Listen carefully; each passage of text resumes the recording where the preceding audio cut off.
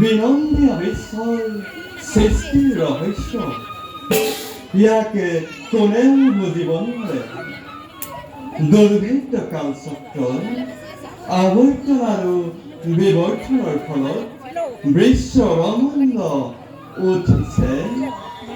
নামিছে কাৰণ কালৰ আদেশ ক্ৰমে ভিন্ন সময়তে ভিন্ন অৱতাৰ ধাৰণ কৰি দুষ্টক দমন আৰু সাধু সন্তসকলকে উদ্ধাৰ কৰিবৰ বাবে যুগে যুগে মই অৱতাৰ কাৰণ আমি ওমকাৰ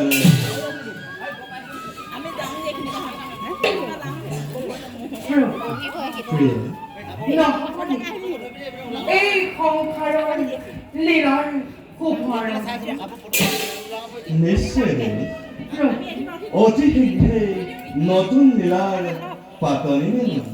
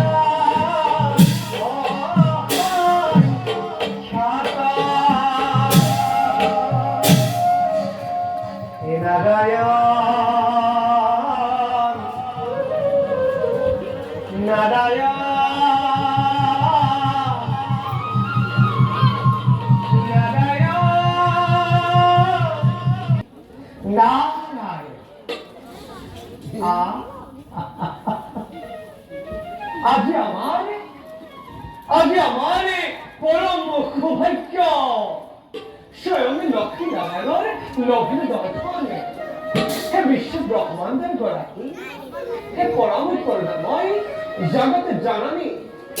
দুইরে শরণত এই নারদরে হত সহস্র কোটি প্রণিপাত আর দয়াময়ের কৃপাত আজি মোৰ সেই অভিলাষ হল সম্পূর্ণ কিন্তু বলে রলা কিয় ব্যক্ত করা মনৰ লীলা অন্তর্জামী তুমি দয়াময়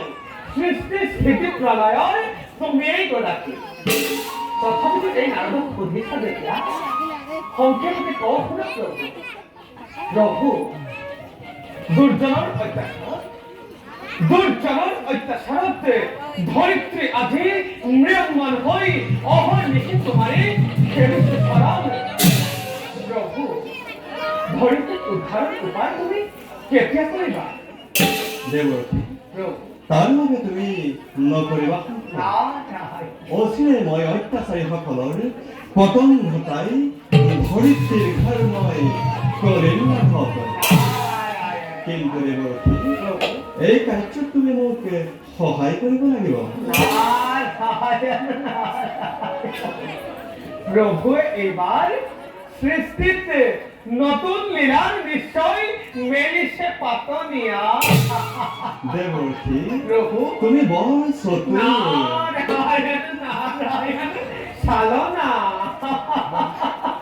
চালনা কালিয়ে চালনা কৰিবই আৰু এই কথা আমি আগে বুজিব লাগিছিল কিন্তু হে জনাৰ্দন দেৱৰতী এই সৃষ্টি এই সমগ্ৰ সৃষ্টি আপোনাৰে চলিছে সেই এটি ইংগিতত আৰু সেই ইংগিতৰ শিক্ষাখন দিলে এই নাৰদে আপোনাৰ নতচাই কৰিবলৈ সুবিধাকণ কৰিব পাৰে নে কি আপোনাৰ আজ্ঞাক্ষীৰ কথা কৰি এই সমগ্ৰ বিশ্বৰ কল্যাণ আপেক্ষে এই গুৰুতৰ কাৰ্য সাধি কৰিছেতো নাৰদে নিজকে কৰিব প্ৰস্তুত